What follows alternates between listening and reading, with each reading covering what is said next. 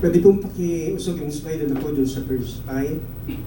Kung magandang hapon po sa ating lahat. Napagpala po ba tayo? Are we blessed? Yes. Amen. Praise the Lord for that. Okay.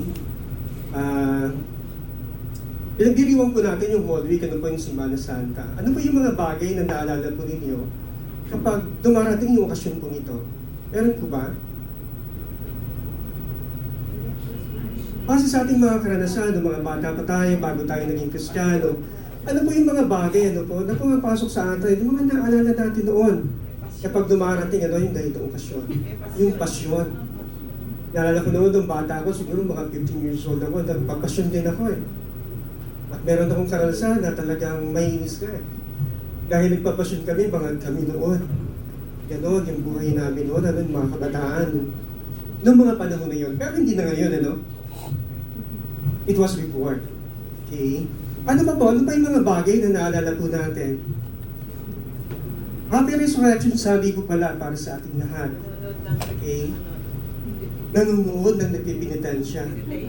Nung bata ako, naalala ko, ano po, gusto ko rin manood, ano, ng mga sinako, no? Tayo pa kami dun sa... Ng mga namamanata. Sa balot. Sa balot, at saka dito sa may... Sa... Bangkulasi. Pagkulasi. Tama po ba?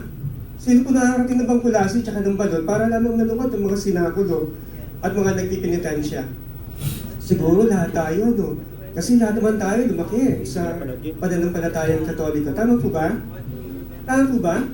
Hello? Sa Don Bosco.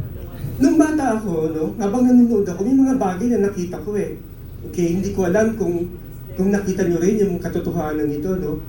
Minsan kasi habang pinapanood ko po yung mga magpipinitensya, no, nakita ko po sila bago nila gawin yung bagay na yon. Sinusugatan po muna nila yung kanilang mga likod. Okay? Pero bago pa ito, anong munang ginagawa nila? Umiinom muna sila para hindi nila maramdaman yung sugat na dulot ng blade o ng razor doon sa kanilang likod. Tama po ba? Pagkatapos po nun, ano pong gagawin? Mula doon sa mga sugat, sa maliliit na sugat na dulot ng blade, ano po, pinapalo nila yung borillos para magdugo. Okay? At ang nakakatawa dito, ano po, pagkatapos ng kanilang pinitensya sa arawan sa maghapon, okay, makikita po natin ano uling gagawin nila? No. Iinom muli sila para mawala yung sakit na nararamdaman nila mula doon sa maghapon. Mamaya po, medyo hirap ako sa ano eh, hindi ako mahusay sa, anong tawag dito? English. Sa verbal eh, no? Pero mamaya po, may English po naman yung ano natin mamaya. Okay. Okay, may bisita kasi tayo eh. Okay, ano po ulit ginagawa nila pagkatapos? Umiinom muli sila bago sila maliligo dun sa dagat o sa may ilog, bago tumalon sa ilog. Now, bakit po natin sinasabi yung mga bagay nito? Bakit po kinukwento ito? Sapagkat sa hapon po nito, ano po, yung pag-aaralan po natin ay may kinalaman ano po sa mga sugat at ramo ng ating Panginoong Jesucristo. Minsan isang araw nung siya'y magkatawang tao at mapako doon sa krus ng Kalbaryo para tubusin po tayo. At ang titulo po ng pag-aaral natin sa hapong ito,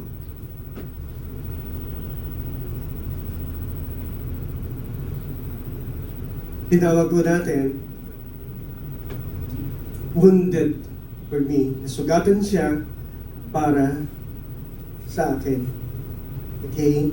At ang teksto po natin, makikita po natin sa Isaiah 53:5. Pero bago po tayo magpatuloy, manalangin po muna tayo. Lord, muli maraming salamat sa iyo sa hapong ito. Pinupuri po namin kayo. Salamat sa pagkakataon, Panginoon, na masamba namin kayo sa Espiritu at katotohanan. At salamat din po sa pagkakataon na mapag-aralan po namin ang salita mo. Dalangin po namin, Panginoon, ang pagsama mo, ang pagkilos mo ng malaya, Panginoon. Hayaan mong mahipo, Lord God, hipuin mo yung puso ng bawat isa sa hapong ito. At hayaan po ninyo, Panginoon, na maranasan po namin, Panginoon, ang pag-ibig mo, maranasan po namin ang kapangyarihan mo sa buhay ng bawat isa sa amin sa pagkakataon ito. Samahan mo kami as we study your word, God. At kinikilala po namin, Panginoon, wala kayong nagagawa, maliban na lamang kasama namin kayo. Purihin ka sa pangalan ni Jesus, ito aming panalangin. Amen at amen. Palakpakan natin sa dalang Panginoon. Okay. Wounded for me, ang teksto po natin makikita sa Isaiah 53:5. Babasahin po natin. But he was pierced for our transgressions, he was crushed for our iniquities. The punishment that brought us peace was on him, and by his wound we are healed. Purihin ang Panginoon sa pagkakabasa ng kanyang salita. Okay?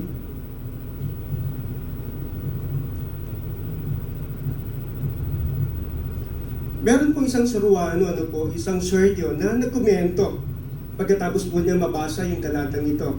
Okay, sabi niya ganun, meron 5 uri ng sugat na pwedeng maranasan ng isang tao. Common po ito sa lahat ng tao. 5 categories of wounds that can be inflicted in human body, such as incision, sabi niya ganun, laceration, abrasion, avulsion, and puncture. Pagkatapos ito, dagdag ng surwano o ng surgeon, Jesus bore them all. Lahat ng yun naranasan daw po ng ating Panginoon. Pero sa hapon pong ito,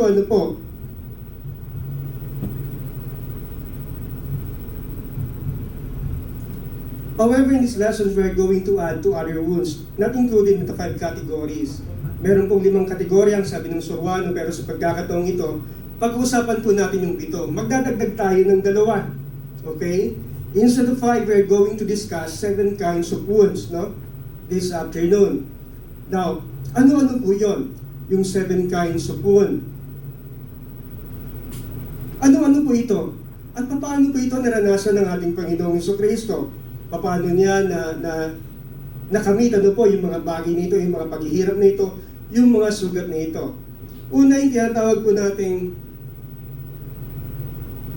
contusion. Okay? Sabi nga is a kind of wound that can be inflicted in the body even without breaking the skin. Ang ibig sabihin, pwede rin matamo ng mga tao yung contusion, yung uri ng sugat na ito, kahit hindi po napupunit yung kanyang balat. Paano po yun? Bakit? Tingnan po natin sa Mark. Mark 14:65, yan po sinasabi. Then some began to spit at him. Tinuruan siya ng iba. They blindfolded him, struck him with their fists. Pinagsusuntok siya ng kanilang mga kamao. And said, prophesy. Hulaan mo. Okay? And the guards took him and beat him. Ginulpi siya ng mga bantay. Makikita rin po natin yung kaparehong pangyayari dun sa Mark 15, verse 19. Anong sabi doon? Ang sabi ganito, again and again they struck him on the head with sop and spit on him. Falling on their knees, they paid homage to him. Nung nililitis po nila yung ating Panginoon, yung bawat taong naroon, lahat sila lumalapit sa Kanya. At pagkatapos nagpe-pay homage sa ating Panginoon, yumuyo po sila, pero binamatukan nila ang Panginoon. Okay?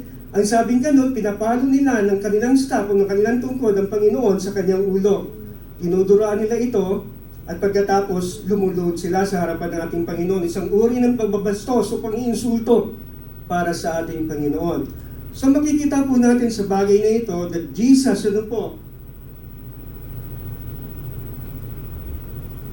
Jesus had this kind of wound when he was beaten by their fists and clubs. Okay? Naranasan po ng ating Panginoon na magkaroon ng sugat na ito nung siya'y kanilang gulpihin sa magitan ng kanyang mga kamao at mga pamalo. Tama po ba? Hello, say Amen. Amen. Okay? Sa Isaiah 52, verse 14, at kung sinasabi, it says that his face was so disfigured and beyond recognition. Mabasa po natin sa talatang ito na nadisforma na yung mukha ng ating Panginoon at hindi na siya makilala. Meron po kaming kapitbahay noon, siguro mga mid-80s, okay? Piling niya tumambay noon dun sa may Quiapo. At noong mga panahong yun, meron pong isang local syndicate na nag-ooperate dun sa mga sentro, okay, sa mga pangunahing lugar ng Metro Manila. At kasama po doon yung Quiapo. Yung kapitbahay po namin ito, kung kilala po ninyo si Don Pepe Oison, siya po yung dating parang godfather ng sindikato ng local syndicate dito sa Metro Manila ng mga panahong yun. Gusto niyang pumasok dun sa grupo. Pero kinakailangan niyang dumaan sa isang inisasyon. Okay? At dahil doon, yung kapitbahay namin ito ay napatutusan na kinakailangan niya mag-snatch dun sa maraming tao. Okay, na dumadaan dun sa simbahan ng Quiapo. Anong nangyari? Pagkatapos niyang gawin yung bagay na yun, hinamon siya ng maraming tao. At nung maabutan siya ng mga ito, pinagugulpi siya ng mga ito. Alam po ba ninyo kung anong nangyari sa kanya? Nung inuwi siya sa amin, hindi rin siya makilala. Okay, sarado po talaga. Wali yung ilong niya, sarado yung mata niya, pagkatapos bukol yung kanyang noo, pati po yung mga mukha niya. Okay, ganun po yung itsura niya, hindi mo talaga siya makikilala. Bukod pa roon, na talagang iba na yung kulay ng mukha ng kapitbahay namin ito. Pero alam po ba ninyo na higit pa roon ang naranasan ng ating Panginoon ng mga pagkakataon na yon? Hindi po siya makilala, na-disforma ang kanyang mukha. Ang sabing ganun, po, it is said that under normal circumstances, when a man sees a blow coming to his face, kapag nakita daw po natin ang suntok na papalapit sa atin, sa isang normal na circumstansya, ang mekanismo ng ating ang mekanismo po ng ating utak, okay, ay para umilag. Tama? We recoil. Umilag tayo pa atras. Okay, para sa ganun, yung pagdapo ng kamay na susuntok sa atin, hindi natin masyadong mararamdaman. Tama po ba? Tama po ba? Amen. Okay. The natural mechanism, it is safe to say that Jesus experienced the full force of the punches. Yung buong lakas ng suntok. Dahil naka-blindfold ang ating Panginoon, wala siyang pagkakataon para ilagan ito. Hindi niya nakikita kung kailan susuntok yung tao sa harapan niya at kung kailan ito dadapo sa kanyang mukha. Tama? Dahil doon, ang buong versa ng suntok, tinanggap yung lahat ng ating Panginoon ng mga pagkakataong yun nung nililitis siya. Okay, una doon sa Sinedrin at pagkatapos sa mga portiko ni Herodes at saka ni Pilato. Okay, with that, it's safe to say that Jesus experienced the full force of the punches thrown to him and suffered grievous damage on his face. Dahil doon, talaga namang grabe yung ginawa nitong pinsala sa kanyang mukha at sa iba pang bahagi ng kanyang katawan. Tama po ba? Amen. Say amen. Amen. Now, ano po ang puntos natin dito? Makikita po natin the conclusion Jesus suffered this kind of wound for you and for me. Naranasan ng Panginoon yung uri ng sugat na ito, una para sa akin at para sa inyo. So to make our bodies numb and non-responsive to the passions and desires of the flesh. Upang sa magitan ng karanasang iyon, ng sakit na naranasan ng ating Panginoon para sa atin. Okay? Hindi na tayo makaramdam pa. Maging numb tayo, maging manhid tayo doon sa passion, doon sa desire, doon sa pagnanais at pagnanasa ng ating mga katawan. Amen? So yun po yung ginawa ng Panginoon para sa atin. Ang unang sugat at tatamo ng Panginoon ng mga pagkakataong yun, yun yung tinatawag po nating contusion. Pangalawa, abrasion. Ano po yung uri ng sugat na ito? This is a superficial wound in which the topmost layer of the skin is scraped off. Ito po yung mababaw lamang na uri ng sugat kung saan yung ating balat, okay, ay parang tinatalog, parang nagagasgas. It is usually actually translated as gasgas or galos in Filipino. Tinatranslate po ito, sinasali na gasgas o galos sa Filipino, though it can also be translated as paknot, yung panit. Anong ibig sabihin ng paknot, yung panit? Yung sumasama yung balat, yung parang nababalatan. Tama po ba? Sa Isaiah 50 verse 6, ano pong sinasabi dito? Ganito pong sinasabi ng talatang ito. Isaiah 56, I opened my back to those who beat me. Okay? My cheeks to those who pulled out my beard. Binunot nila yung aking balbas at binigay ko sa kanila ang aking mga pisngi. I did not hide my face from mocking and spitting. Hindi ko tinago ang aking mukha mula doon sa kanilang pagdura, at doon sa kanilang pagalipusta. So makikita po natin sa puntong ito that Christ received this word, ano po, when those mocking him breathed of his spirit. Kailan po nangyari yon? Kailan po nakamit o natanggap ng Panginoon yung uri ng sugat na ito na tinatawag na abrasion? Noong yung mga umalipusta sa kanya, lumapit din sa kanya at pagkatapos hinila yung kanyang balbas. Tama po? Hello? Amen. So, dun po nakamit o dun po naranasan ng Panginoon yung uri ng sugat na tinatawag na abrasion. Sino po yung gumagamit sa inyo ng paper strip kapag nagtatanggal ng balahibo? So, mga kababaihan, meron po ba? Hindi ba masakit? Tama, di ba masakit? Sino nagbubunot o nagbo-wax? Sino nagbubunot ng kanyang balahibo sa ilaw ng sa magitan ng tiyan? Meron po ba? Di ba masakit? Ako ang ginagawa ko, ginugunting ko na lang kasi masakit. Pero kaano pa kaya kung buong balbas, pwersahin, hilahin ito at tanggalin mo na sa pagkakakapit dun sa mukha mo. Ano mangyayari? Masakit at sasama yung piraso ng balat ng ating Panginoon dahil sa pagkakahugot o pagkakabatak ng mga tao na umalipusta sa Kanya ng mga pagkakataon na yon. Isang bagay pa po?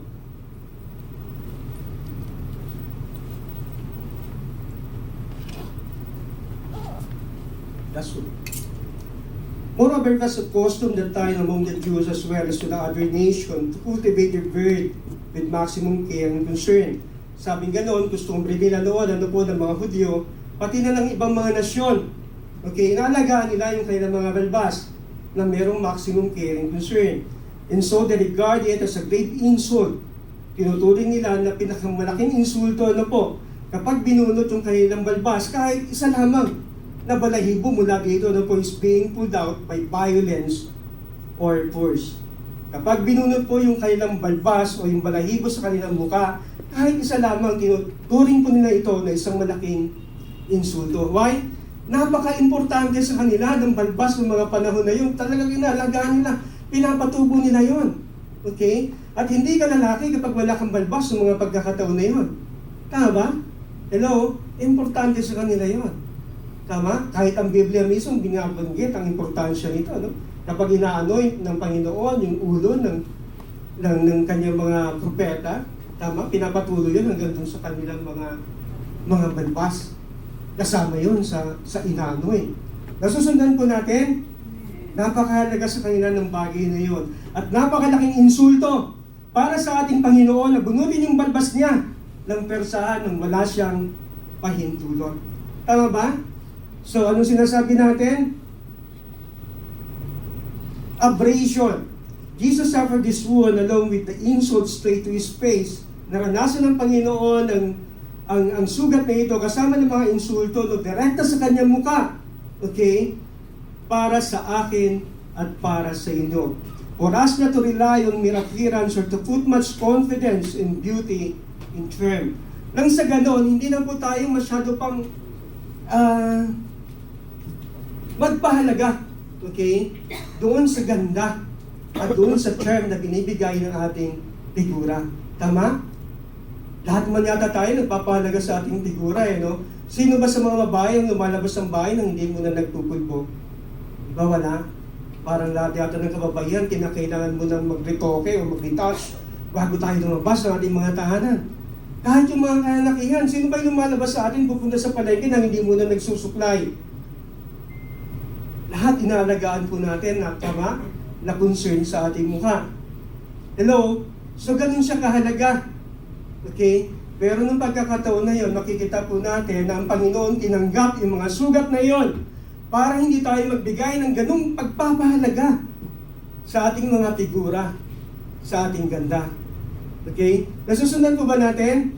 Hello, are you following? Yes. Okay. So, mahaba-haba pa po.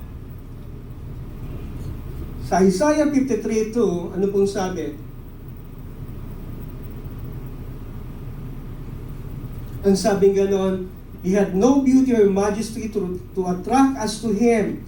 Nothing in His appearance that we should desire Him. Wala daw siyang ganda, walang majesty, no, na ma-attract tayo sa Kanya. At wala sa Kanyang larawan, okay, na nanasain po natin sa ating Panginoon nung mga pagkakataong iyon. Why? Sapagkat punong-puno ng sugat ang Panginoon, pati mukha niya hindi pinaligtas. Merong sugat ito sa pagkakabunot ng Kanyang mga balbas. Okay? So makikita po natin yung bagay na yon. Pangatlo, ito po yung tinatawag nating abortion. Ano po yung abortion? Meron po tayong doktora, no? Kaya ingatan din ako eh. Okay? Sabing gano'n, ang abortion, a wound injury, ano po, where a section of tissue is torn off from the body. Isang uri ito ng sugat na hindi lamang yung balat, yung napapaknit, kundi sumasama rin pati yung laman. Tama? Pinupunit niya hindi lamang yung balat, kundi pinupunit ito pati yung kalamnan. Okay? At kailan nangyari ito? Kailan naranasan ng Panginoon yung sugat na ito? Kailan niya natamo yun? Makikita po natin ano po sa John 19:1 ang sabing gano'n, then Pilate took Jesus and had him flogged. Kailan po niya naranasan? Nung siya'y hinagupit, no? Sa kanyang likuran. Christ Jesus had his wound from flagellation or scourge. Nakuha o nakamit ang Panginoon yung sugat nito mula dun sa scourge o flagellation. Makikita po natin kung napanood po ninyo, kung familiar kayo dun sa Passion of Christ, ano nangyayari doon? Makikita ninyo kada hagupit na gano'n, no? Kumakapit yung cat o 90 sa likod ng ating Panginoon, tapos binubunot niya hindi lamang yung balat, kundi kasama yung kanyang laman. May time pa nga nun, yung cat o 90 tumama dun sa may sa table eh. Pag hilang ganun, makikita mo pati yung tabla, nabatak yung tabla. At yung bagay na yun, ano po, naranasan yun ng ating Panginoon, una, para sa akin, pangalawa, para sa inyo. Okay?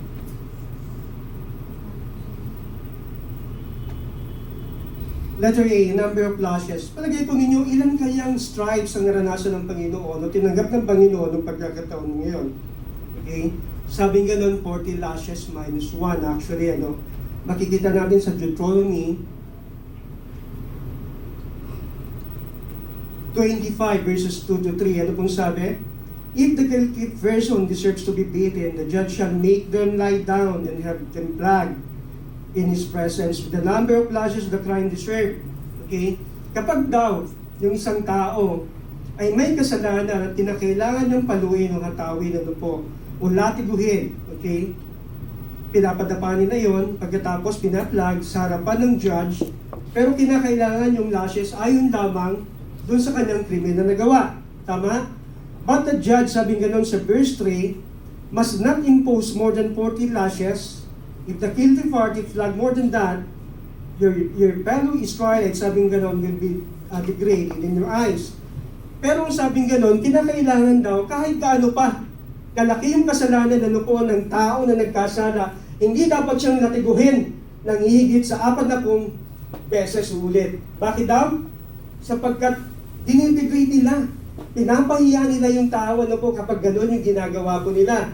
Okay? Kaya naman sa 2 Korinto, ganito po yung mabasa po natin ayon sa karangalan ni Pablo. 2 Corinthians 11:24 na pong sabi, 5 times I received from the Jews the 40 lashes minus 1. Okay? 5 beses daw po nakaranas si Pablo na nilatigo ng 40 beses, bawasan ng isa. Bakit?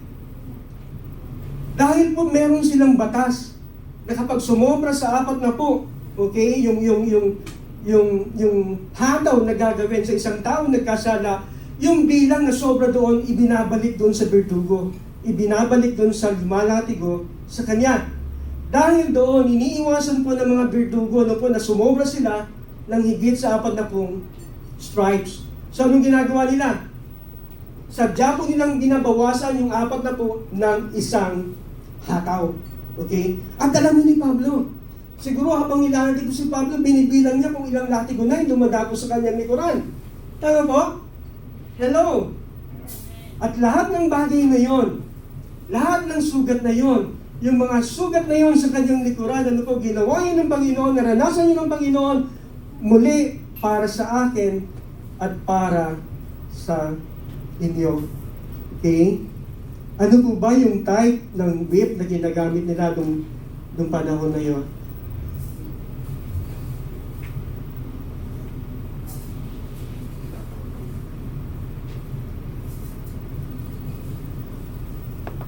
Ang tawag po doon, Romans 19, ano po. So, uri po ito ng latigo na yari sa katad na merong siyam na strands. Okay, meron siyang siyam na, anong tawag doon sa strands?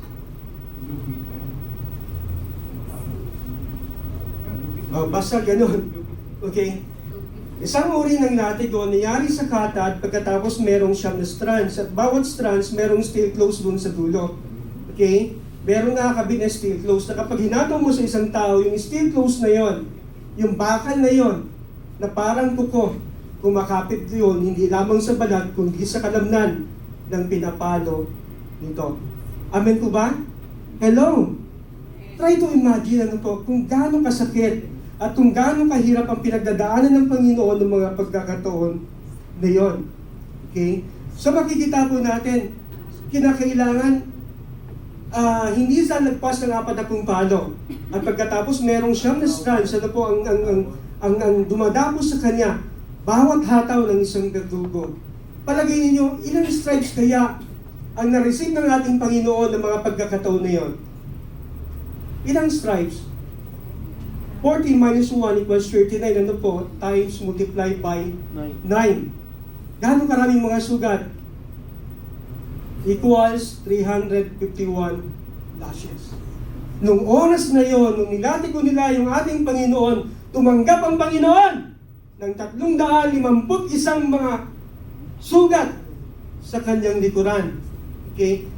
Kung tayo yung naroon sa pagkakataong yon, kung tayo ang hatawin dahil sa ating mga kasalanan, kakayanin po kaya natin yung ganong karaming mga sugat na halos napukdat na, ano po, hindi lamang yung balat, kundi kasama yung ating mga laman. Napakahirap, ano po, napakahirap ang naranasan ng ating Panginoon ng mga pagkakataon na yun. So, anong sinasabi po natin dito? Abortion. Again, Jesus suffered from this kind of wound for you and for me. Naranasan ng Panginoon yung kahirapang ito na magkaroon siya ng itong uri ng sugat para sa akin at para sa inyo. So that we will not suffer the same harm in our body, and that we will be free from pain. Upang tayo, no, sa karanasang yun na ginawa ng ating Panginoon, hindi na po natin maranasan pa ito. At maging free tayo mula dun sa sakit na yon, okay, na una lang naramdaman ng Panginoon para sa atin. Ang sabi sa Isaiah 53:5, and by His stripes we are healed. Pinagaling tayo sa magitan ng mga sugat ng ating Panginoon. Naranasan niya yung mga sugat na yon, yung hirap na yon, yung sakit na yon, okay, para hindi na po natin maranasan pa uli yon ngayon. Pang-apat,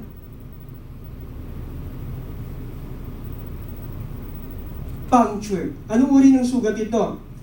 It can be caused by a pointed object that pierces the skin and tissue by things like nails, needles, tacks, and turns. Okay?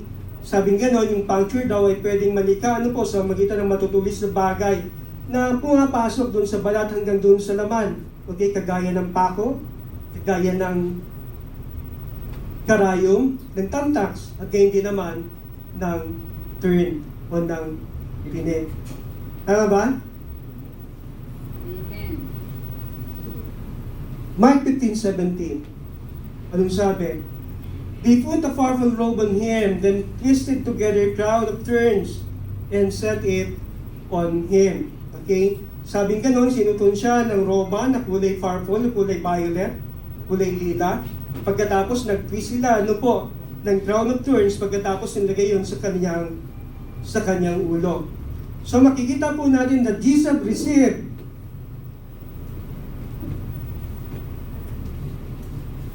received this wound from the crown of thorns. Yung puncture, naranasan na tinanggap ng ating Panginoon yung sugat na ito nung ninagyan siya ng koronang tinik sa kanyang ulo. Kung aralin po natin yung mga tinik na makikita po natin sa Jerusalem, meron itong mga tinik, yung Jerusalem term, meron itong yung mga tinik na it can be long, 2 to 4 inches long. Ganun siya kahaba. Okay? Now, hindi ko po alam kung gaano po yung circumferensya ng mga ulo ninyo. Pero last time kasi nung sinukat ko yung ulo ko, 23 inches ito. Okay? Hello? Now, isipin po natin kung 23 inches ang ulo ko, pagkatapos nalagyan ito ng crown of thorns na merong 2 hanggang 4 na pulgada yung haba ng mga tinik mula doon sa koronang ito. Sa bawat pulgada na lang maglagay tayo ng dalawang tinik. Palagay ninyo, ilang tinik yung papasok sa ulo ko? Sa isang pulgada, merong 2 tinik. Isa palabas, ang isa papasok sa aking ulo. Ilang tinik ang papasok dun sa aking ulo, dun sa aking noo? 46. Pero 23 muna. Kasi yung iba palabas eh. Okay? Nasusundan po ba natin? So 23. Pero kapag tinwist po natin yung tinik na yon ng 2 o 3 ulit, ilan na pong tinik yung papasok sa aking ulo? Sa times 3. Dun sa 23. 69. Buti may teacher tayo dito. Meron na tayong doktor, meron pa tayong teacher. Okay? So lahat ng yun, yung 69 na tinik na merong haba 2 hanggang 4 na pulgada, pumasok yun sa noo, sa ulo ng ating Panginoon. It fresh homemade sa noo, lalo na nung pinalo siya ng tambo sa kanyang ulo habang suot-suot niya yung koronang tinik. Tama? So makikita natin, bugbog sarado siya, nakapikit yung mata niya, bali yung ilong niya, bukol yung pisngi niya, tama? Wasak yung labi niya. Hello? Pagkatapos butas-butas yung noo niya. Tumutuloy yung dugo mula sa kanyang noo, hindi naampat yun. Okay? Nasusundan po ba natin kung ano yung hirap? Nakikita po ba natin kung ano yung naranasan ng Panginoon para sa atin ng mga pagkakataon na yun? Para lamang iligtas tayo, para lamang tubusin tayo sa mga kasalanan po natin. Nai-imagine po ba natin yung bagay na yun? Hello? Uli, bakit naranasan ng Panginoon yung bagay na yun? Naranasan ng Panginoon yung bagay na yun po para sa akin at para sa inyo.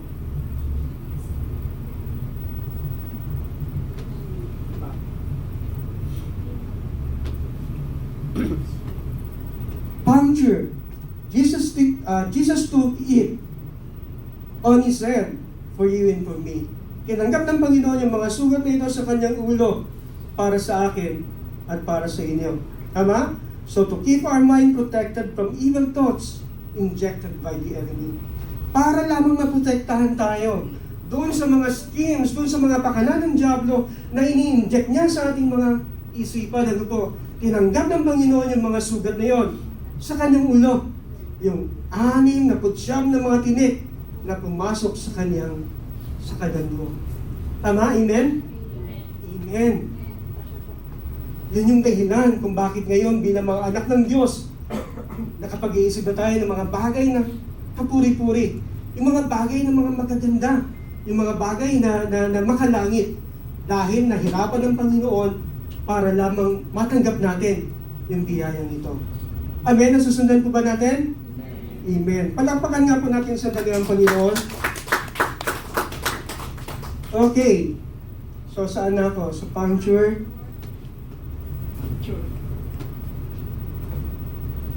Panglima, yung laceration. Anong uri ng sugat ito? This is an irregular cut or wound. Ano po? Irregular po ito, parang nilagari, no? Resulted from something like saw. No, nangyayari po ito kapag nalagari po tayo, kung kinasugatan po tayo ng isang broken bottle o ng isang basag na bote.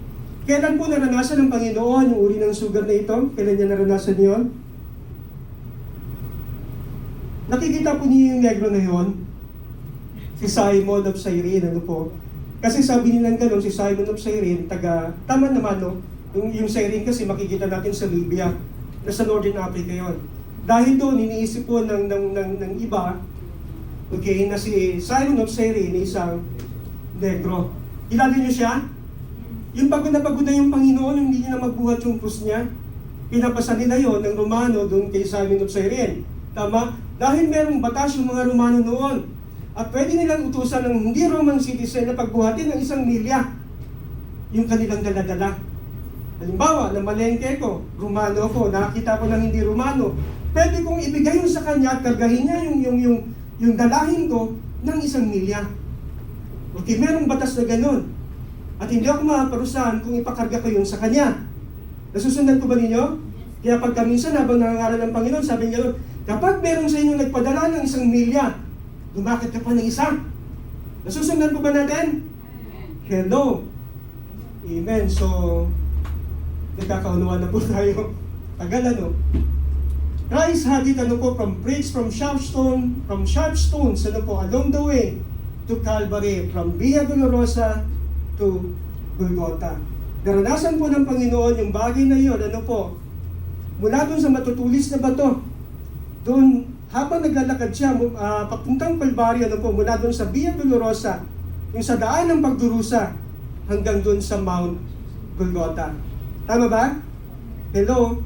Ang sabi nga nun sa Acts 5:30, the God of our fathers raised up Jesus whom you murdered and hanging on a tree. Ang ibig sabihin nito, meron na pong puno na nakatayo doon sa may buron. Tama? Doon mismo sa Calvary, doon mismo sa Golgotha, meron na pong puno na nakatayo doon. At dahil doon, safe para ipalagay na ang dala-dala lamang natin, Panginoon, yung beam ng krus. Tama? At halimbawa, nakapasan sa iyo yung beam ng krus. Ano po mangyayari? Kung nakatali ang kamay mo doon sa beam ng krus, ano po mangyayari?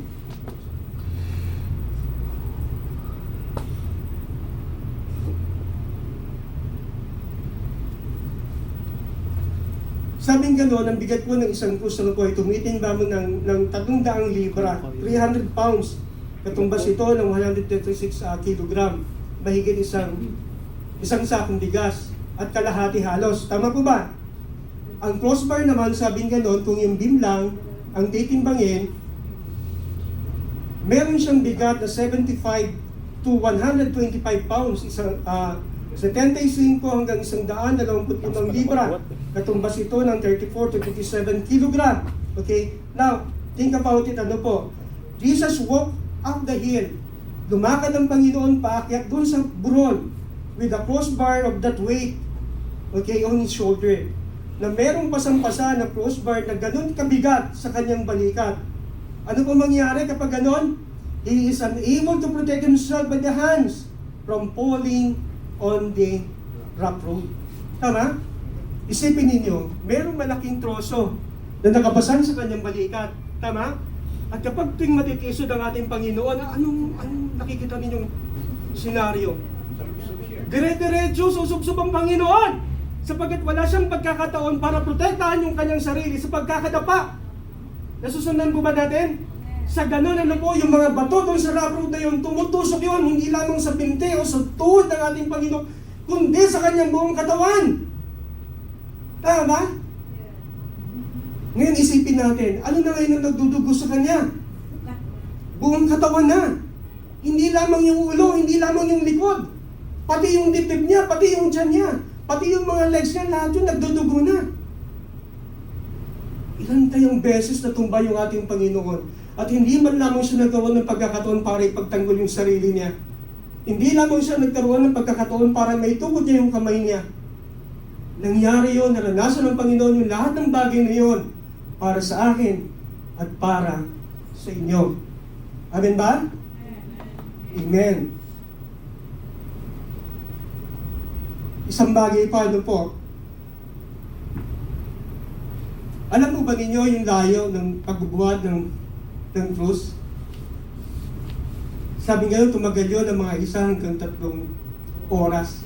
Nadala-dala niya yung bigat ng bagay na yun na nakapatong sa kanyang balikat. Okay? At makikita natin yung hapon siguro, na nararanasan ng Panginoon ng mga pagkakataong yun. Dahilan para utusan ng mga sundalo si Simon of Cyrene napasinin, okay, ang krus doon sa nalalabing tawag dito, bend, kung sa takbuhan or lap, okay, para makaakyat lamang siya doon sa krus o doon sa bundok ng Golgotha. So laceration. Jesus had this kind of wound for you and for me. Naranasan ng Panginoon, nagkaroon ng Panginoon ang uri ng sugat na ito muli para sa akin at para sa inyo. For us to have the courage to walk His way, even how hard and heavy it might be. Para lamang makalakad tayo, makasunod tayo doon sa nilakaran niya. Kahit gaano pa kahirap at kabigat ito. Tama ba? Madali bang sumunod sa yapak ng ating Panginoon? Mahirap, di ba? Merong presyo, merong halaga, merong demand. Okay? Tama? Pero naranasan ng Panginoon yung bagay na nagkasugat-sugat yung kanyang katawan doon sa Via Dolorosa para lamang makasunod tayo sa Kanya. Doon sa daan na nilikaran niya. Gaano man kahirap at kabigat, okay, yung naranasan o yung karanasan na lumakad sa daan na una ng dinaanan ng ating Panginoon. Amen? Patakpakan nga po natin sandali ang Panginoon. Okay, inaano ko yung oras ko.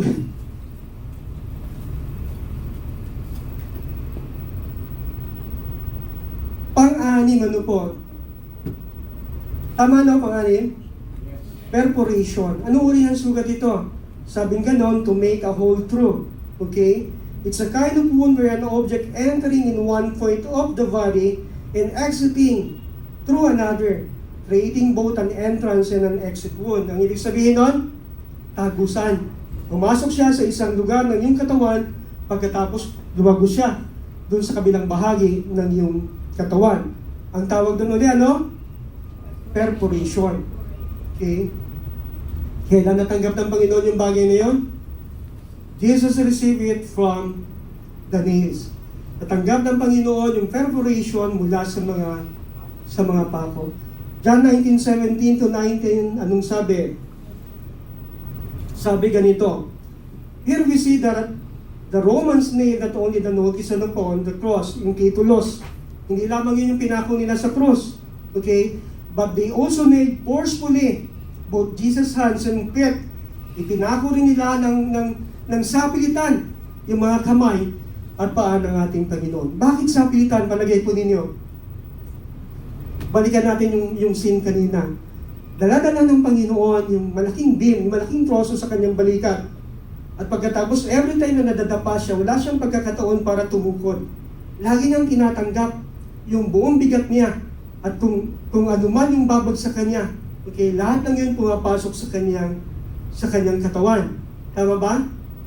At sa tagal ng paglalakad niya mula 1 hanggang 3 oras sa paglalakad, papunta doon sa Golgotha, doon sa Calvary, na nakaangka yung kanyang kamay sa malaking troso, ano mangyayari? Pag tinanggal na yon, manatili pa rin nakaganon yun. Naninigas na yun. Tama? Kaya kung familiar kayo doon sa Passion of Christ, makikita niyo nakatali yung kamay niya, tapos hinihila ng mga berdugo yun. Tama? Para lamang maiunat yun, ipaho doon sa beam ng krus, doon sa Kalbaryo. Wala na eh. Sa bigat noon, madadapa siya, baka mabali na yung mga braso niya eh. Kaya pagdating doon sa Kalbaryo, nung mapako na siyang ginawa ng mga sundalo, hinihila na nila yung kanyang braso, meron ng tali. Para lamang maiunat ito at maipako doon sa krus, tama? Muli, para sa akin at para sa inyo. Amen ba? Isipin ninyo ngayon, kung gaano yung naranasan ng Panginoong paghihirap dahil sa mga kasalanan meron tayo. Na dapat tayo yung naroon eh. Pero ang ginawa ng Panginoon, kinuha niya yung lugar natin. At siya yung nahihirapan, nasaktan para sa atin. Okay? Alam po ba ninyo kung gaano kalalaki yung mga pako na ginamit sa kanya? May kalawang pa. Okay? Sabi kanina nabasa ko, mga 5 to 7 inches long yung haba ng pako. Yung shock naman niya, yung pinakaulo po niya, meron siyang sukat na 3/8 inches per shop. Ang ibig sabihin, kung hatiin po ninyo sa 8, okay, yung 1 pulgada, yung ikatlong bahagi noon, ganun kalaki yung shop niya, yung square shop niya. Nasusundan po ba natin? Hatiin mo sa 8 yung 1 pulgada. Yung ikatlong bahagi, yung 6 part, o yung, tama, i-shape mo yung 6. Tama, matitira lamang yung 2. Yung 6 na yon, gawin mong kudrado. Ganun kalaki yung pinakaulo ng pako na pumasok sa kamay at sa paa ng ating Panginoon. Sabi natin merong notice. Ano yung nakalagay doon sa ulo niya kanina? May nakasulat doon eh. Pagka minsan pinapaiksi na lang natin para magkasya. Ayan. Inri. Ano ibig sabihin nun? Ay, sus Nazarenos, Rex Judaeum. Anong ibig sabihin ng Inri? Ayan. Nazarenos. Jesus Nazarenus Rex Judaeum. Ang ibig sabihin, Jesus Nazareno, hari ng mga Hudyo. Okay? Ipinako yun sa kanyang ulunan kasi yun yung church sa kanya na nagpapanggap siya na bilang hari. Okay? Tama? Yan yung dahilan kung bakit siya pinapako. Kaya yung church nakakabit sa kanyang ulunan. Makikita rin natin yung isang bagay pa, yung cruelty ng execution ng cross.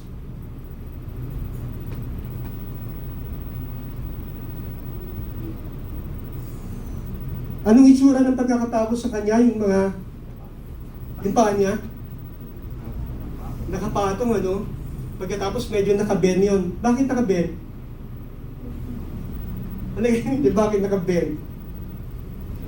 Dahil sa tuwing hinihila ng gravitational pull, yung katawan ng ating Panginoon, at dahil pagod na rin yung ating Panginoon, nababatak hindi lamang yung kanyang braso, pati yung ribcage niya, pati yung lungs niya, kasama nababatak nito. At sa mga pagkakataon na nangyayari yung bagay na yon, hindi po makahinga yung ating Panginoon. Kaya from time to time, kinakailangan niyang iunat yung kanyang mga paa to take breath para makahinga siya doon sa taas. Pero dahil pagod na siya, okay? At pagkatapos hinihila na naman siya ng gravitational pull. Okay? Okay?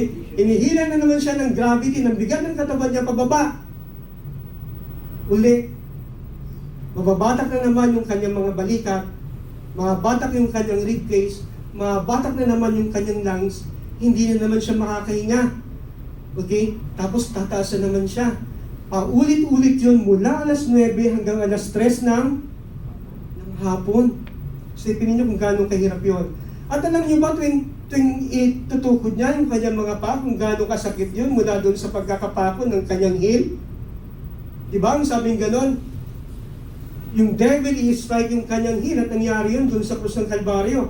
Napako, hindi yung laman doon sa paa, kundi yung buto sa heel. Tama, basag yun. Nasusundan pa ba ninyo? Tapos, tatayo kang gano'n, merong pako na 7 inches, nakapako dun sa heel mo. Di ba napakahirap?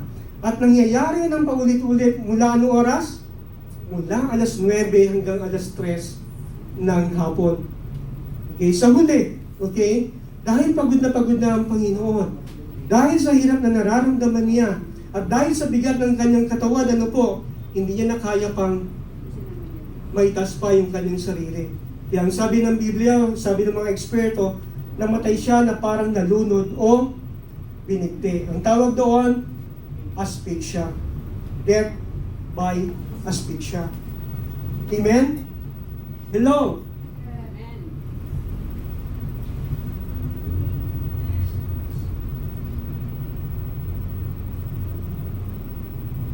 Ayun, meron na pala. I'm sorry. Nauna siya sa akin Pinindot na.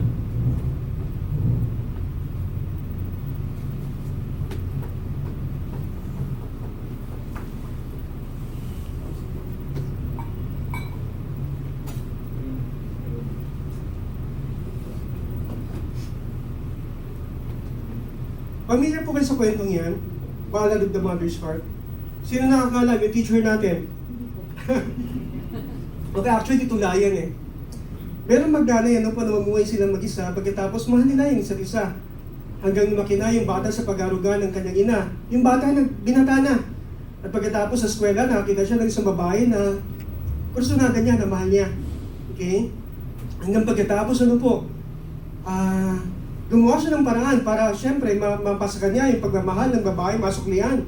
Yung pagmamahal niya para dito. Okay? Hello? Pero ang problema, yung dalaga, walang gusto sa kanya. Hanggang dumating ang isang araw, ano po, mula noon, inihiling niya yung katugunan ng babae sa pag-ibig o sa pag-irog na inaalin niya para doon sa dalaga. Pero, anong tawag dito? Dahil hindi siya mahal ng babae, ano po, ang sabi ng babae sa kanya, ibibigay lamang ng babae o ng dalaga yung pag-ibig niya doon sa binata kapag kinuha niya at inalay sa kanya yung puso ng kanyang ina.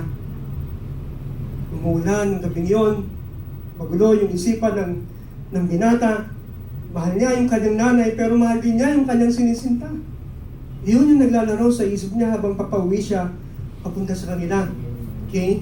Hanggang dumating siya doon sa bahay nila, umakyat sa sagdan, tumuloy siya sa kusina. Alagay niyo yung ginawa niya. Nagkape.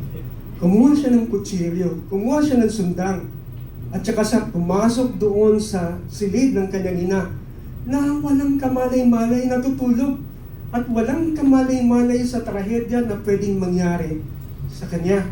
Tama? At pagkatapos noon, muli nag-isip yung lalaki. Mahal niya yung nanay niya.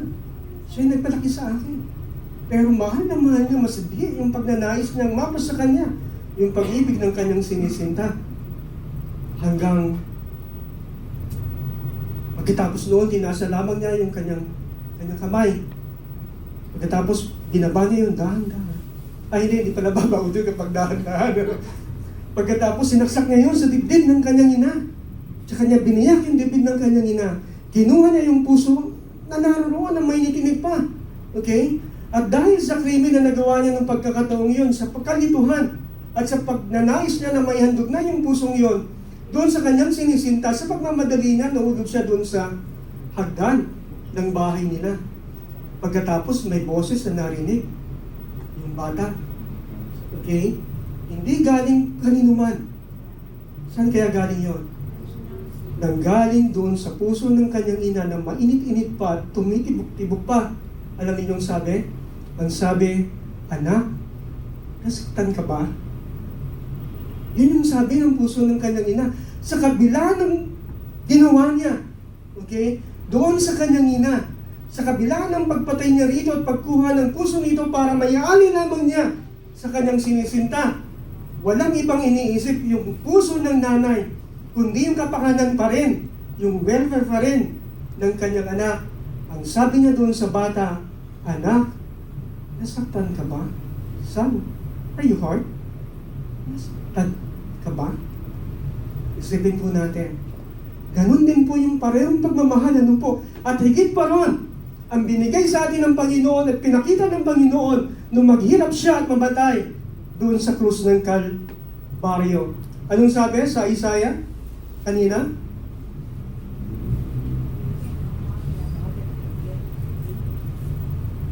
Isaiah 49:15-16, sabi nga, can a mother forget the baby at her breast? Malilimutan ba and have the compassion of child she has born? Though she may forget, I will not forget you.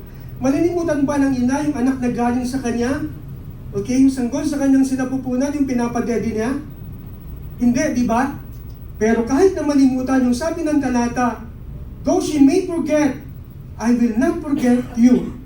See, I have engraved you on the palms of my hands. Yung pangalan mo nakaukit na doon sa palad ng ating Panginoon. Yung minsan isang araw, isang hapon, isang umaga, inulat niya yung kanyang kamay at mapako siya doon sa krus ng Kalbaryo. Muli para kanino? Para sa akin at para sa inyo. Naroon yung pangalan mo. Naroon yung pangalan ko. Naroon yung pangalan nating lahat. Okay? At every time na namamali ng landas tayo, tinitingnan lamang niya yun at inaalala niya yun, yung ginawa niya para sa iyo, para sa akin, upang hindi masayang yan. sana wag din nating sayangin, ano po, yung sakripisyong ginawa ng Panginoon para sa atin.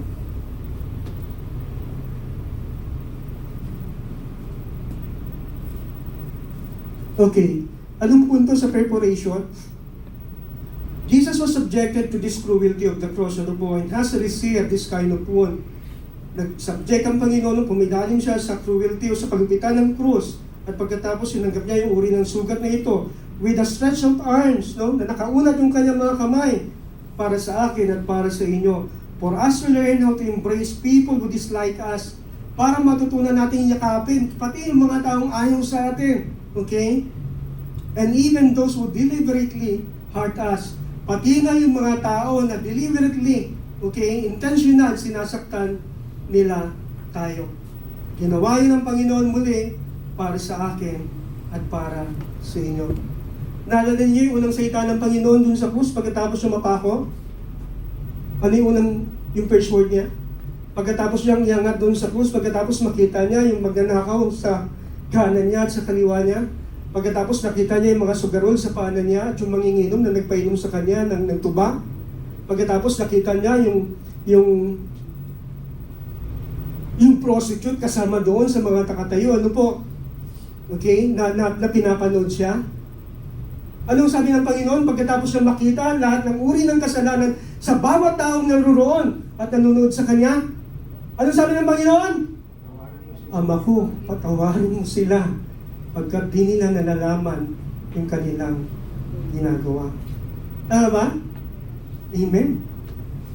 Nangyari yun para sa akin at para sa inyo.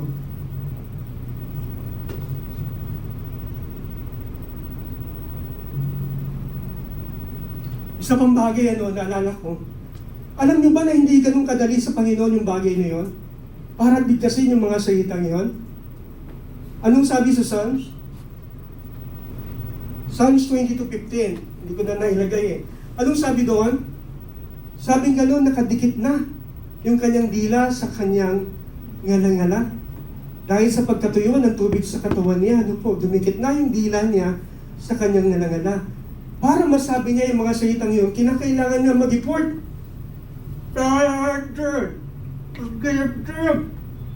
They do not know what they're doing.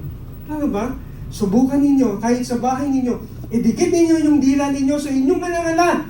Pagkatapos sabihin ninyo yung parehong salita na ginawa ng Panginoon para sa akin at para sa inyo.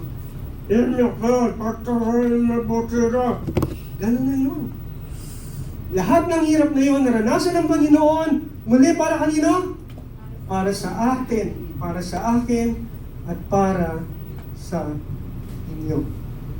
7.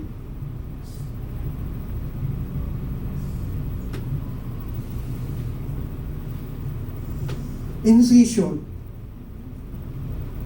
Anong uri ng sugat ito? That can be caused by a sharp-edged object, like razor, knife, or surgical instrument. Pwede daw na makuha natin ito sa magitan ng mga matutulis na bagay, kagaya ng razor, kutsilyo, o pati na rin ng surgical instrument. Okay? Kailan naranasan ng Panginoon yung bagay na yun?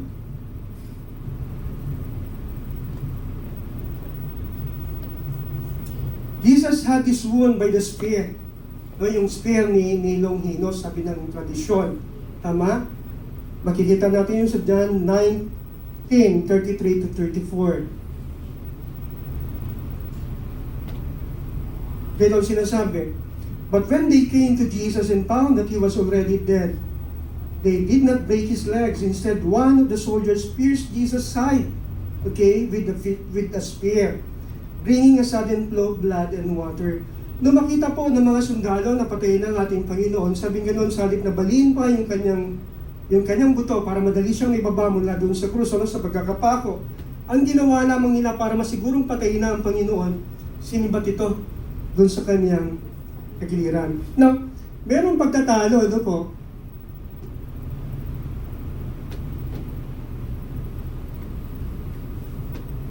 Okay, yan po yan.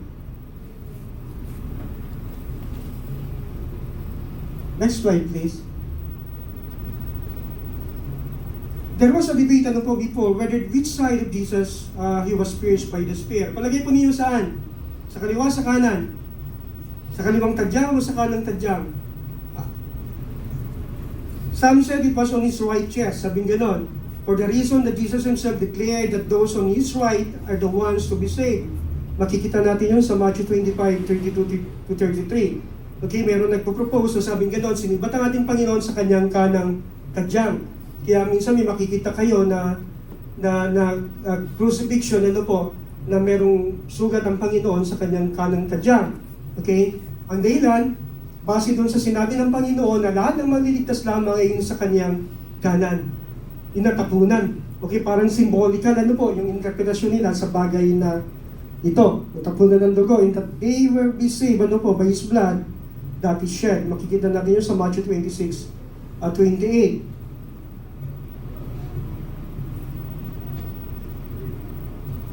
Okay, may mga pag-aaral na sinasuggest din ng kadang bahagi o kanang side ng Panginoon ang probable na bahagi na sinibat because a large flow of blood would be more likely with a perforation of thin-walled right atrium or ventricle than the thick-walled and contracted left ventricle.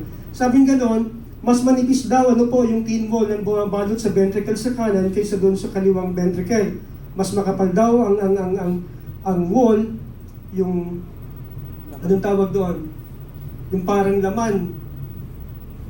Kapag bumili kayo ng baboy, iba ng baka, may parang taba-taba na nakabalot dun sa mas manipis daw dun sa may kanan. Kaya mas probable daw na doon sinaksak o sinibat yung ating Panginoon. Contracted yun, siksik, sabi gano'n.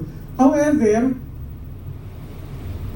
makikita po natin, since the intention of the soldier was to ensure the death of Jesus Christ, it is safe to say, dahil ang intensyon ng sundalo ay siguruhin patay ang ating Panginoon, okay, safe to say, that he trusted his spear, sinibat niya yung kanyang sibat, dun sa kaliwang chest ng ating Panginoon, where the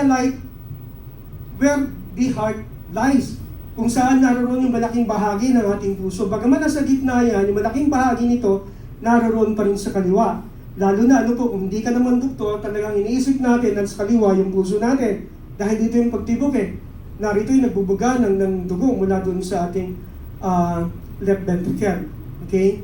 With that, the spear went through the pericardium, yung mga balot na tawag dito, na parang bulsa.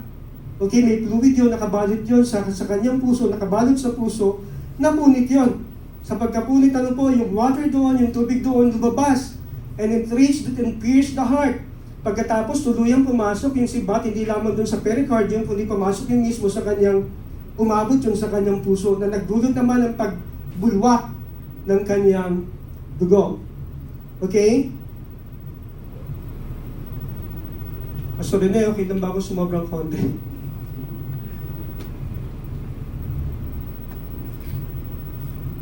It is also important to note that almost certainly the soldier wielded the spear with his right hand. For even left-handed soldiers then were made to fight right-handed so that soldiers in line would not strike each other. Okay? Importante rin po, na maintindihan po natin na yung sundalo na sumaksak sa kanya, sinaksak siya mula sa kanan. Okay? Bihira yata yung kaliwating sundalo at kahit meron man tinuturuan sila na gamitin yung kanilang spear, lalo na sa labanan sa magitan ng kanilang kanang kamay, para hindi sila magkabanggaan. Kasi kung maraming gumagamit ng kanan, pagkatapos ikaw lang gumagamit ng kaliwa, hindi mo lamang masasaktan yung kalaban mo, pati rin yung mga kasama o yung mga kakampi. Kaya sanay sila na gamitin yung kanilang kanang kamay sa paggamit ng kanilang mga sandata. Now, kung nakaharap sa akin ng Panginoon at ako yung sundalo at hawak ko yung spear sa magitan ng aking kanang kamay, saan ko i-strike yung spear? Palagay ninyo? Saan? Kaliwa. Saan side ni Kristo?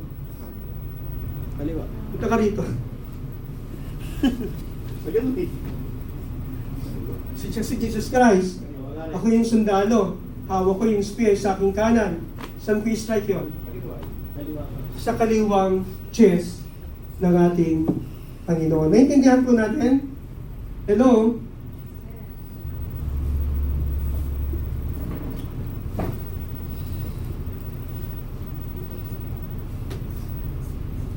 thing, mula doon sa prayer, ano po, doon sa libro ni Bon of Luxembourg, si Judith po ito, anak po siya ni King John ng Bohemia, na napangasawa ni John II ng France. Sabing ganon, from the very book of Bon of Luxembourg, we can find a miniature Christ-side wound and instruments of the Passion. Makikita natin sa larawan yung mga ginamit dun sa Passion, sa paghirap ng ating Panginoon. Mula dun sa extreme left, makikita natin yung sibat, pagkatapos subudod doon yung cross kasama na yung koronang tinik, tama ba? Pagkatapos yung sponga, merong rod, ito siya. Hindi nakikita eh. Ayaw makita. Okay? Yung sponga, pagkatapos makikita natin dito sa side na to, yung mga pako, yung pinagtalian sa kanya, yung poste. Pagkatapos, ito yung cat o nine tails, okay? Ito yung bucket kung saan sinausaw, yung sponga, pinainom sa kanya, yung maasim na anak, okay? Pagkatapos, yung pinambunot ng pako, naroon sa dulong kanan. So, makikita natin yun mula dun sa may imahe. In this image, we can see the instruments used to torture Jesus during the Passion stand arranged for viewer inspection. Isang bagay pa, no? Sabing gano'n, here in the center is a deep white open wound framed with an almond-shaped ring of white flesh. Makikita natin ano po, ito yung white flesh, borte siyang almond, naka-frame siya dun sa sugat ng ating Panginoon. Tama?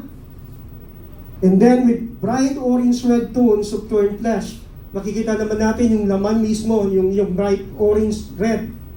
Okay? Ito yung laman na nasugatan doon sa tagiliran ng ating Panginoon. And then, in long deep vertical brown slash, ito na yon, yung brown slash, yung sa gitna. Okay? Yung pinakasugat. The spear wound created in Christ's side, illustrated for religious readers, contemplation. Ninarawan nila, ganito nila ninarawan yung sugat ng ating Panginoon para magkaroon ng pagninilay-nilay. Yung mga relyoso nagbabasa ng prayer book na yon. Palagay ninyo bakit? Okay. As you can see, the image was strongly depicting the medieval representation of the vulva in the vaginal opening. Tama? Ganito raw nila ninarawan ng mga panahon na yon, ng Middle Age, yung itsura ng female genital. Yung labas na bahagi nito. Tama? Yung sa vaginal opening. Palagay ninyo bakit? Bakit nila ninarawan yung sugat ng Panginoon kagaya ng isang female genital? Anong dahilan? Ang dahilan, Pinapatak siya. this association of Christ-side wound with female reproductive organ has connection with the spiritual generative and nurturing qualities of the womb. Meron kasing kinalaman yun dun sa spiritual generative at nurturing qualities ng sugat ng ating Panginoon. Meron kakayahan kasi ito na mag-produce uli ng buhay, na lumika ng panibago. Nasusundan po ba ninyo? Kaya nilarawan po nila yung sugat ng Panginoon kagaya ng isang female organ. Okay? Sa Genesis 2, makikita po natin. Matatapos na po tayo. At makapagalitan din po ako. Genesis 2:21-24, ano sabi? So the Lord God caused the man to fall into a deep sleep. And while he was sleeping, he took of the man's ribs and then close up the place with flesh. Tama? Hello? Sabing ganon, pinatulog ng Panginoon yung lalaki at pagkatapos nung natutulog na siya, hello? Hello? Sabing ganon, kumuha ang Panginoon ng tadyang mula sa kanyang tagiliran pagkatapos sinara. Okay? Yung laman. Kapag sinabi natin sinara, ano unang ginawa? Kapag merong sinara, may binuksan. Tama?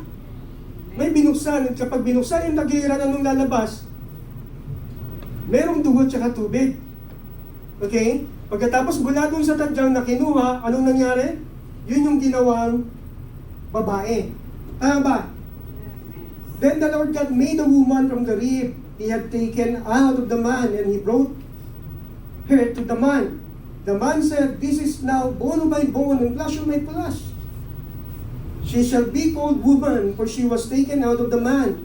That is why a man leaves his father and mother and is united to his wife, and they become one flesh." Now, tingnan natin yung John. Anong sabi sa John? John 19:33 to 34. Sabi, "But when they come to Jesus and found that he was already dead," no? In older translation, sabi ganun, asleep, "they did not break his legs. Instead, one of the soldiers pierced Jesus' side." Tama? Sa halip na baliin yung binti ng ating Panginoon, nung makita na nila na patay ang Panginoon, nung pero asleep na ang ating Panginoon, anong ginawa? Sinipat siya sa kanyang tagiliran. Pumasok yun sa kanyang tadyang. Tama ba? Ano nangyari? Lumabas yung tubig, lumabas yung dugo, anong naging resulta? Tayo, yung simbahan. Okay? Sa pagdating ng panahon, tayo yung bride na ikakasal sa ating Panginoon. Kung paano dun sa unang Adan, mula sa kanyang tadyang, okay, nailuwa yung babae. Gayon din naman mula sa sugat ni Kristo sa kanyang tadyang, nailuwa ang simbahan. Nasusundan po ba natin? Yung analogy? Hello? Okay, so makikita natin yung generative quality ng sugat ng Panginoon. Yun yung dahilan kung bakit inilarawan nila yung noon, ano po, na yung sugat ng Panginoon na para bang reproductive organ ng isang babae. Meron pa ba tayong scripture to support?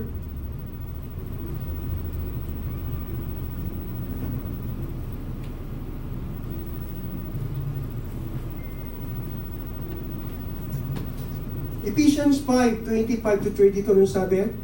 "Husband, love your wives as Christ loved the church and gave himself up for her, to make her holy, cleansing her by the washing with water through the word, and to present her to himself as the radiant church without stain and wrinkle or any other blemish, but holy and blameless." 28. Slide please. "In the same way, ano po, husband ought to love their wives as their own body." Sabi ng lalaki kanina ni Adan, "This is the flesh of my flesh, the bone of my bone. He who loves his wife loves himself. After all, no one ever hated their own body, but they feed and care for their body, just as Christ does the church. For we are members or part, okay, of His body." Bahagi tayo ng kanyang katawan, sa kanya tayo nanggaling. Tama? Kung paano yung babae, bahagi ng katawan ni Adan, dun siya nanggaling. Hello? "For this reason, a man will leave his father and mother and be united to his wife, and the two will become one flesh." This is a profound mystery. Ano yung misteryo? But I am talking about Christ and the church. Nakita ninyo yung pagkakatulad nila? Binuksan yung tagiliran ni Adan, lumabas yung dugo, tsaka yung tubig, okay? Naging resulta, babae. Ang Panginoon din, sinaksak doon sa kanyang tagiliran, pumasok yun sa kanyang tadyang, lumabas yung tubig, tsaka yung dugo, ano naging resulta? Tayo, yung simbahan, no? Na sa pagdating ng Panginoon o ng panahon, ikakasal sa ating Panginoon. So makikita po natin, slide please. Nabubulol. Incision, ano? Jesus received this fatal wound for you and for me, for us to be drawn, okay, to His side, and be close to His heart, to be protected and loved by Him, and to be able to love others the same. Okay? Naranasan ng Panginoon yung sugat na ito para sa akin, para sa inyo. Para sa ganon, mailapit niya tayo, no, sa kanyang tagiliran, sa kanyang side. Draw us to you. Parang ganyan sa kanta, di ba? In His side. And be close to His heart para mailapit tayo sa kanyang puso. Maprotektahan at mamahal tayo. At sa gayon din, magkaroon tayo ng kakayahan para mahalin din naman ang ibang tao. Nasusundan ko ba natin? So, kinuha yung babae sa tadyang para malapit sa puso, para mahalin, para protektahan. Kaya under His arm. Tama? For protection. Okay? Now, for conclusion,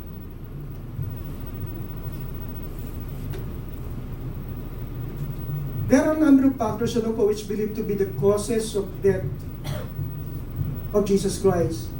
And medical research shows that most of these factors were directly related to the wounds that have been inflicted into his body. Maraming faktorya na pinaniniwalaan na naging dahilan ng kamatayan ng ating Panginoong Jesucristo. Ang medical research nagpapakita na ang marami dito sa mga faktoryang ito, sa mga factors na ito ay directly related, no? May kinalaman doon sa mga sugat ng ating Panginoon na in-inflict sa kanyang katawan. Kagaya ng embolism, hypothalamic shock, sepsis, heart rupture, and others. Tama? Yung embolism, ito po yung sabing ganun sa tsoryang ito, mula sa mga sugat ng Panginoon, nabuo yung mga dugo, pagkatapos yung mga buong dugo, yung mga buong dugo, okay? Sumama yung dumali sa kanyang sistema sa loob ng kanyang katawan, hanggang napunta ito sa mga arterya o artery ng kanyang baga na naging dahilan ng kamatayan ng ating Panginoon. Ang tawag doon, pulmonary embolism. Yung hypovolemic shock naman, nagsasabi na dahil na-drain na yung dugo, pati yung tubig sa katawan ng ating Panginoon, yun naman yung kinamatay niya. Ang tawag doon, hypovolemic shock. Okay? At pagkatapos yung sepsis, mula naman yung sa tetano, nalaso na yung dugo. Hindi lamang yung dugo, dumalo yun sa kanyang dugo, sa sistema ng kanyang katawan, hanggang malaso na rin pati yung mga internal organs ng ating Panginoon. Yun yung sepsis. Galing pa rin po yun, o related pa rin yun sa sugat. Yung panghuli, yung heart rupture, yung pagkakasaksak nga sa kanyang tagiliran. Okay? Nonetheless, though we believe all these findings, we only consider them as contributing factors. Okay? Bagamat naniniwala po tayo sa mga findings na ito, kinikilala lamang natin sila o tinatanggap lamang natin sila bilang mga contributing factors. So, ilan lamang sa mga dahilan ng kamatayan ng ating Panginoon. For we maintain that none of the following could take the life of Jesus Christ from Him. Walang nag-aalis ng buhay ng ating Panginoon sa Kanya. Makikita natin yun sa John 10:17-18. And the immediate cause of the death of Christ was none of them. At wala doon sa mga nabanggit po natin ang totoong immediate cause ng kamatayan ng ating Panginoon. But when He finally and willfully gave up His Spirit for you and for me. Namatay lamang yung ating Panginoon nung ninais niya, nung kusa niyang ibinigay, okay, yung kanyang buhay, yung kanyang espiritu para sa akin at para sa inyo.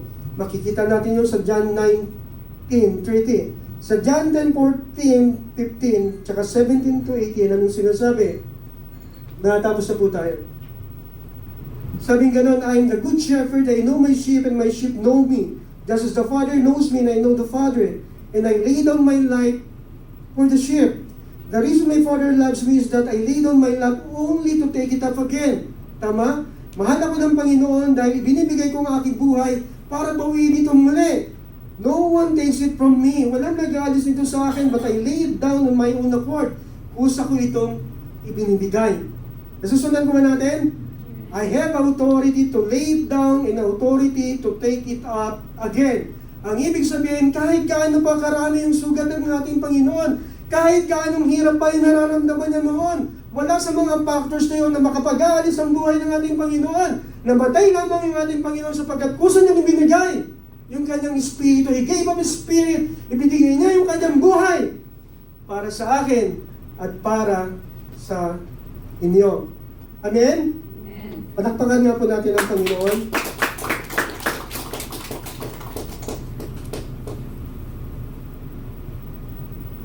Sa John 19:30, anong sabi? When He had received the drink, Jesus said, "It is finished." With that, He bowed His head and gave up His Spirit. Ang ibig sabihin, kung hindi niya kusang pakakawalan yung kanyang espiritu, yung kanyang buhay, okay? Hindi siya mamamatay. Dahil ang kabayaran ng kasalanan, kamatayan, tama? Pero paano mamamatay yung isang taong walang kasalanan, nagawa kahit kailan at kahit kanino man? Nasusundan ko ba natin? Walang nag-aalis sa akin ng bagay nito. Kusa ko siyang ibinibigay at may kapangyarihan din ako para bawin uli yung buhay na yon. So anong nakikita natin sa bagay na yon? We are the immediate cause of death of our Lord Jesus Christ. Okay? Tayo yung dahilan kung bakit namatay talaga ang Panginoon dun sa krus ng Kalbaryo. In all other references were just underlying circumstances. Okay? Yung sinasabi natin kanina, mga bahagi lamang sila o nag-trigger lamang sila ng kamatayan ng ating Panginoon. Pero hindi talaga sila yung naging dahilan ng kanyang kamatayan. Ang naging dahilan ng kamatayan, sino? Tayo. Ako at kayo. Lagot kayo. Okay? So now that we learn how much Jesus did for us and how much He suffered in our behalf, how His body was broken for us to be whole, and how His blood was poured out for us to be saved. Ngayong alam na po natin kung ganong paghihirap ang naranasan ng ating Panginoon para sa atin, kung paano nawasak yung kanyang katawan, para lamang maging maayos tayo, kung paano tumapon yung kanyang dugo para lamang mailigtas tayo. Okay? What do you think we should do for Him now, in return for all the sacrifices He made in our instead? Ano naman kaya yung bagay na naiisip ninyo sa hapong ito na pwede natin gawin para masuklian natin yung sakripisyo na ginawa niya sa atin? Ano kaya yung bagay na yun? Hanging question po yun, ibig ko pong pag-isipan po ninyo, dalhin ninyo sa bahay ninyo, hanggang pagtulog ninyo, hanggang kinabukasan, pag-isipan ninyo kung ano yung pwede natin gawin, okay, na kapalit, hindi yung pambayad, hindi tayo pwedeng magdagdag sa ginawa ng ating Panginoon, kundi para suklian lamang natin, yung ginawa ng sakripisyo para sa atin. Okay? Now, sabi natin kanina, di ba, nabasa ng Sardion, yung Isaiah 53:5, sabi niya ganon, lahat ng mga sugat na yon, okay, that can be inflicted into human body, Jesus bore them all. Sa huli, sabi ng Sardion, after the Sardion read what Jesus Christ did, he concluded, naisara niya sa kanyang isipan, pagkatapos niyang mabasa yung kabuuan ng ginawa ng ating Panginoon, ang sabi ng ganon, truly, He wounded for me. Tunay nga ng sugatan ng Panginoon para sa akin. Amen po ba? Amen. Purihin po ang Panginoon. Magandang hapon po ulit sa ating lahat. Binabalik ko po sa ating tagapuna.